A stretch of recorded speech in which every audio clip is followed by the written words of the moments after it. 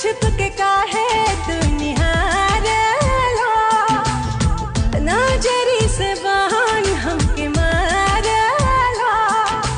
तोहरा से दूर होके जियल जाता नहीं, तुझे ना देखूं तो चैन,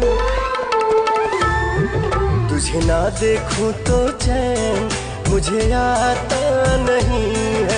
एक तेरे सिवा कोई और मुझे भाता नहीं।